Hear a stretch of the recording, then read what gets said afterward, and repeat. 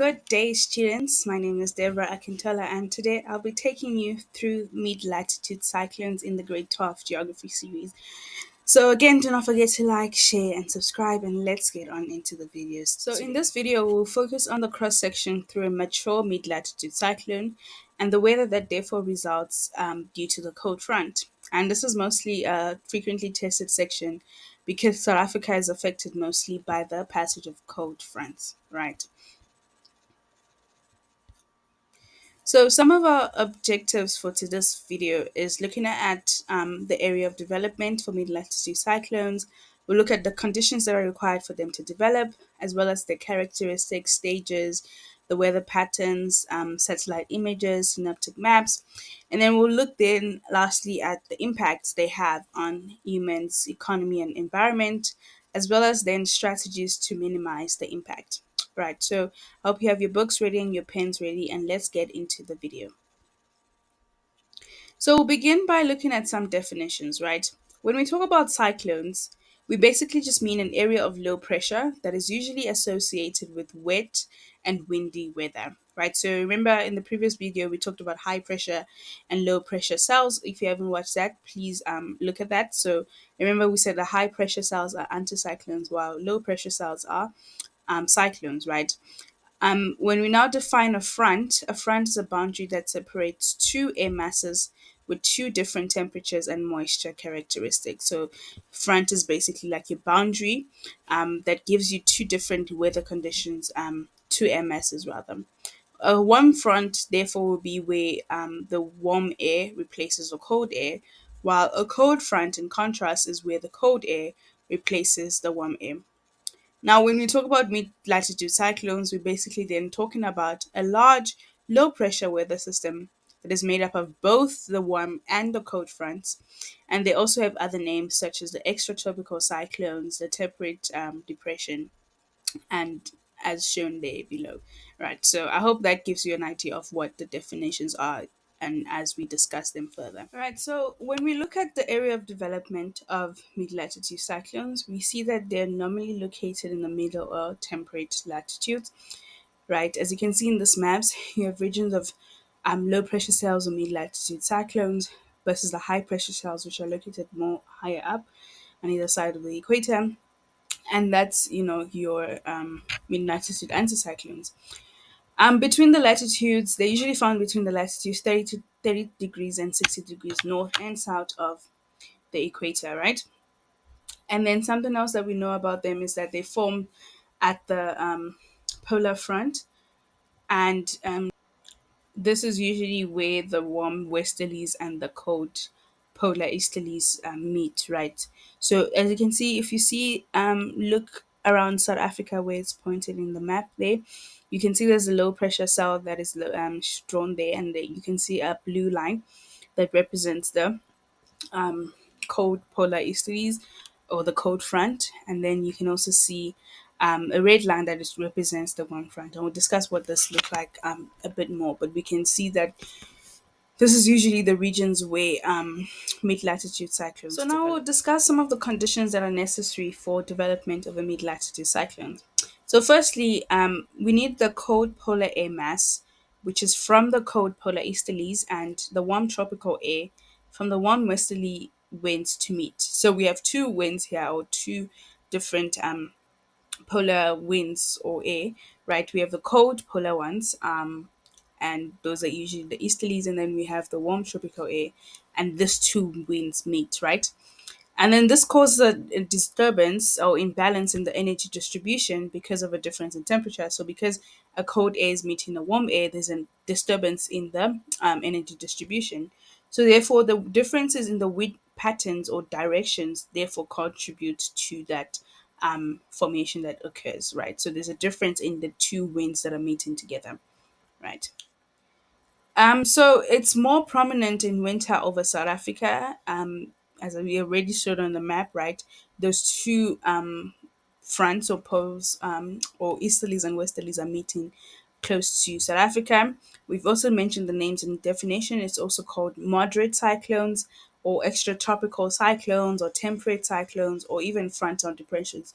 So when you see any of those definitions, you know that we're talking about mid-latitude cyclones as well.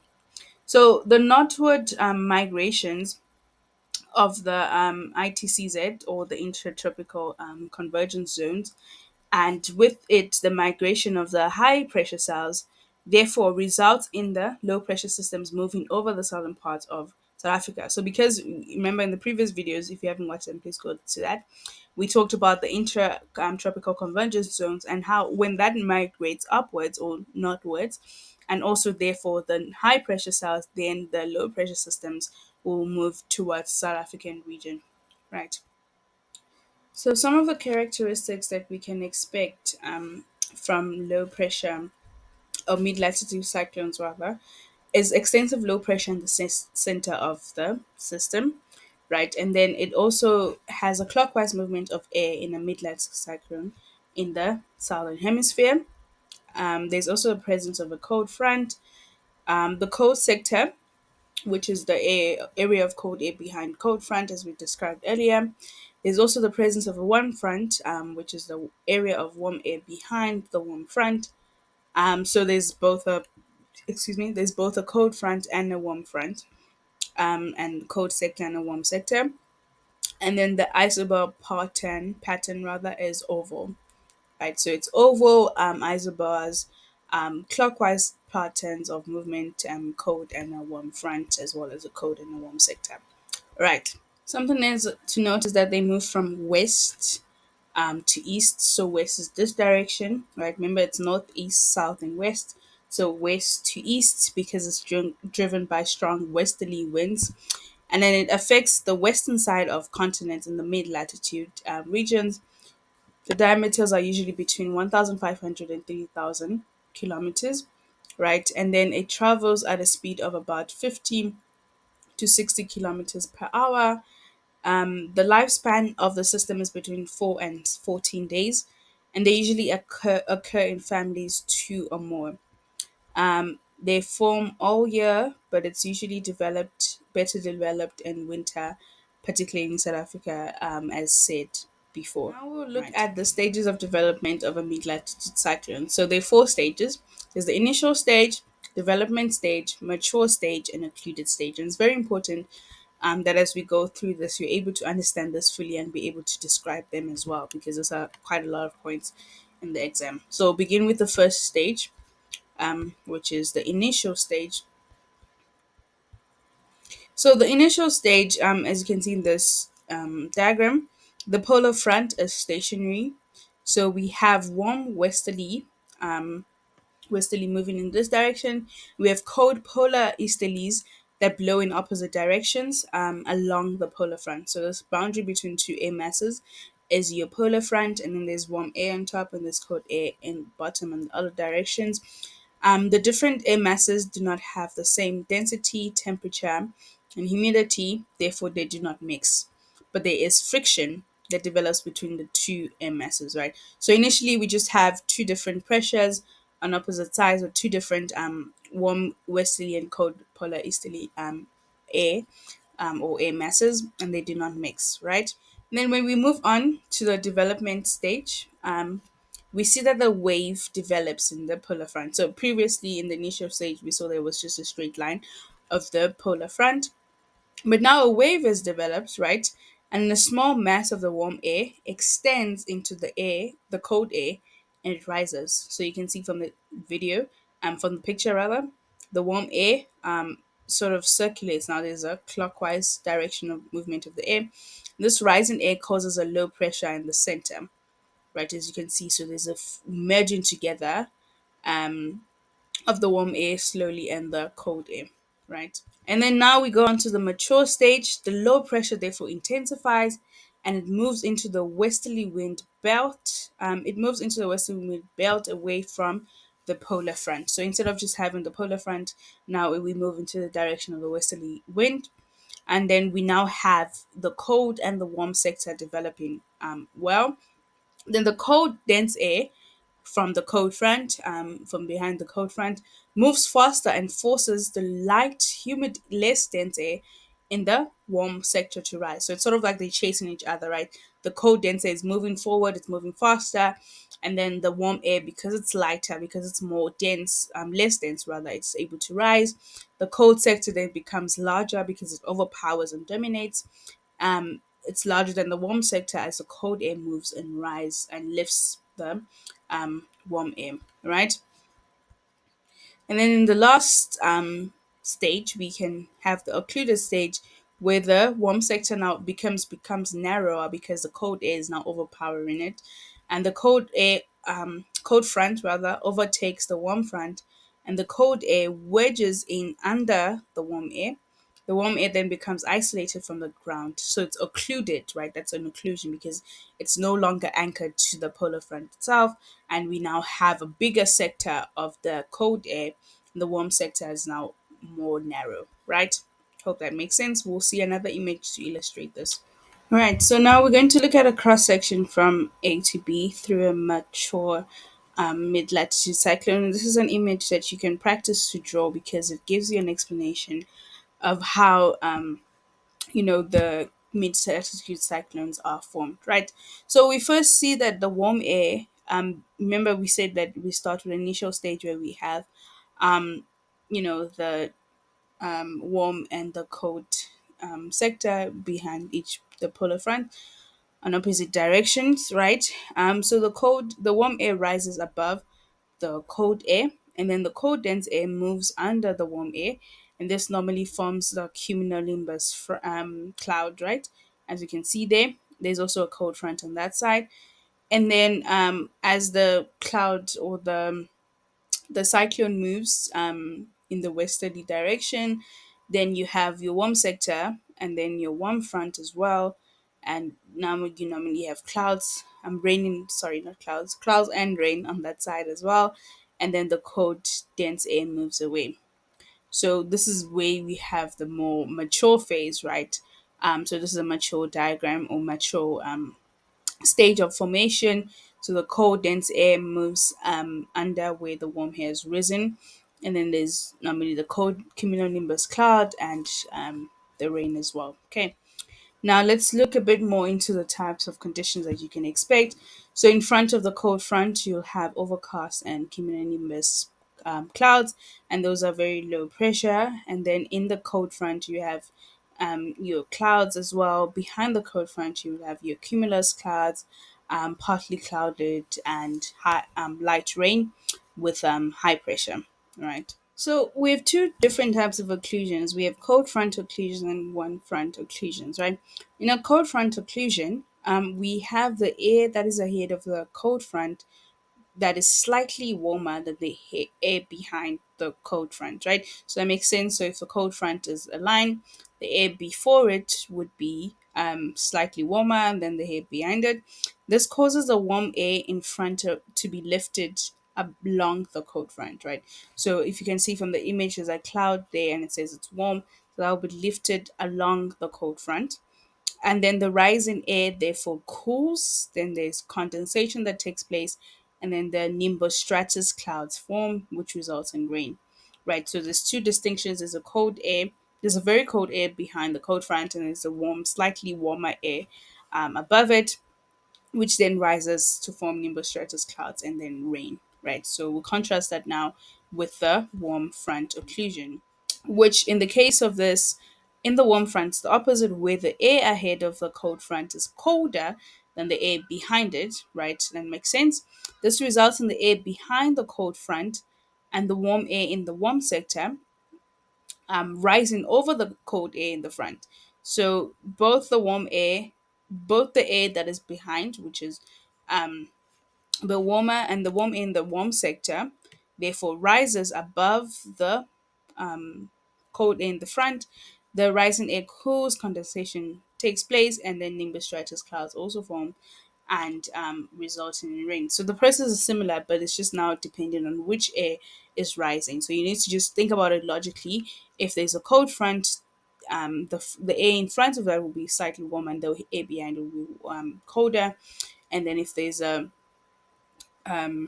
yeah, the air in front of the warm For the warm front occlusion, the air ahead of the cold front is colder than the air behind it. Um, yes, so I hope that makes sense. It's just a distinction of how the degree of coldness and therefore it affects which air rises and the direction that it comes from.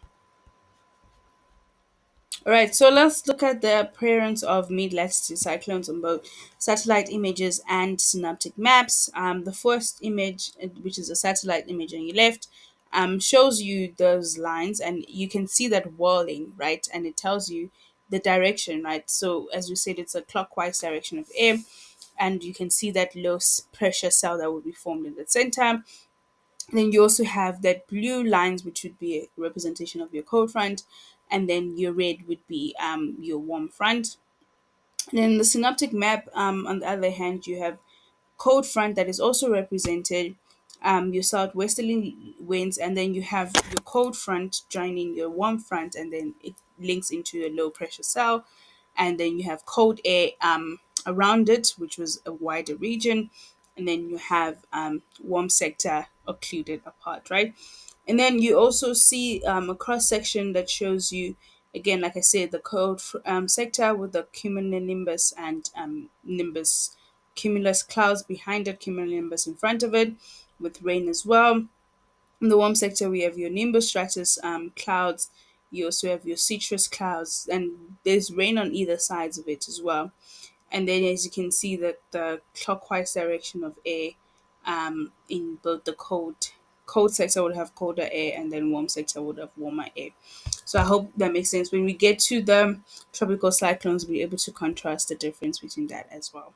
All right, let's look a bit at the associated weather patterns and just solidify the information that we've learned so far. So in the cold front, let's begin by looking at the cold sector. Um, in the cold sector, the air pressure increases slowly, and then when you get to the cold front, it suddenly increases. By the warm sector, it remains steady. In the warm front, it decreases, and then as the cyclone approaches, there's a steady decrease. So we go from increase in the cold sector, it remains steady, and then by the time you reach the warm front, it decreases. Right, and then the direction of wind in the cold sector, you have a south wind, and then in the cold front, it backs from the west. So remember, west is on this direction, and then west to south. So it goes from west to south, and then you now get to west. So it goes south, and then gets to west in the warm sector, and then in the warm front we have it backing from the northwest to the west. So as the cyclone approaches, you have a northwesterly wind. Then the wind speed in the cold sector is more gusty and decreases slowly. And then once you reach the cold front, it's a bit strong with gale forces. And then in the warm sector, it decreases again. Warm front it becomes strong, and then in the cyclone, it increases slowly. The temperature it's cold around 5 degrees Celsius in the cold sector, and then it suddenly decreases in the cold front. It becomes wild warm to mild around 12 degrees Celsius in the warm sector, and then in the warm front it suddenly rises again, and then once the cyclone approaches, you have it be around 8 degrees Celsius. Right, so cloud cover, it decreases in succession to cumulus clouds, as we've said earlier. And then as you get the cold front, you have more of those cumulonimbus clouds. And then in the warm sector, we have low stratus clouds with clear patches in between. And then in the warm front, you have nimbus stratus that are low and thick clouds. And then in the warm front, once the cyclones approach, you have a high and thinner clouds, which are usually alto stratus, and then you have cirrostratus, and then you have cirruses as well. In terms of precipitation, in the cold sector, it's usually heavy and later becomes soft and persistent showers. In the cold front, you have short periods of heavy rain and hail, while in the warm sector, it intermittently drizzles and stops. And then warm front usually has continuous rainfall, steady and quite heavy, while cyclone, once the cyclone is there, there's little to no rain, right?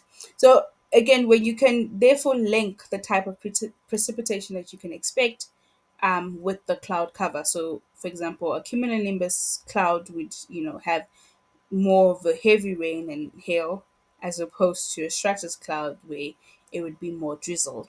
And then visibility in the cold sector is very good, but obviously when it's raining, that's quite poor. Cold front is usually poor, especially during showers and fog. Warm sector is also quite poor.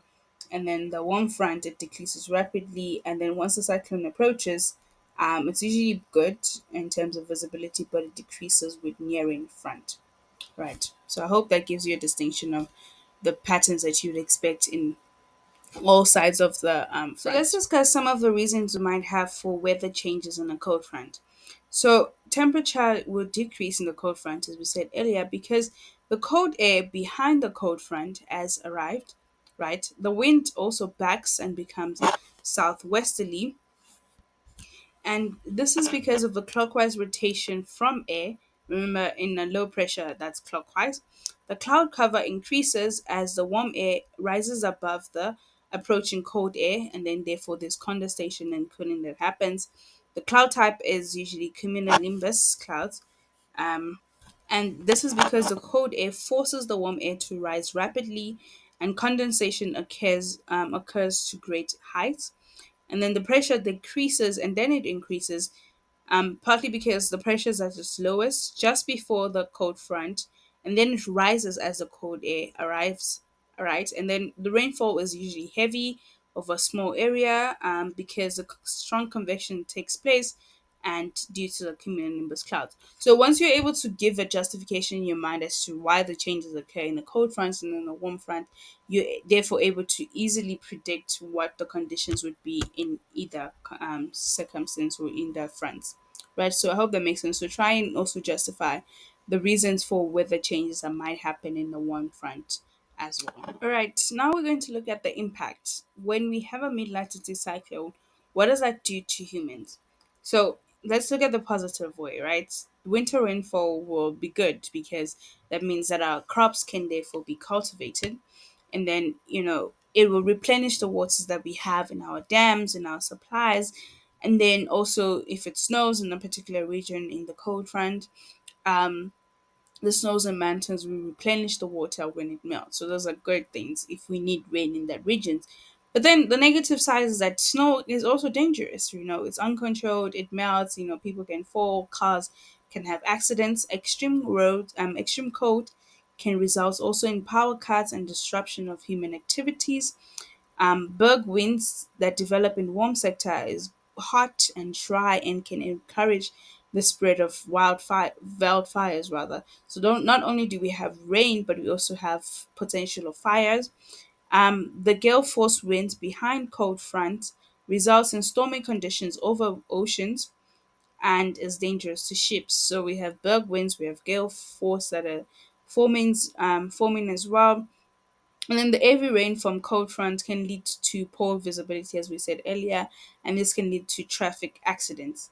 And then mountain passes may be closed if there is snow. So as much as it's good because it gives us rain, it also is bad because it can cause potentials of accidents and reduce visibility as well and fires.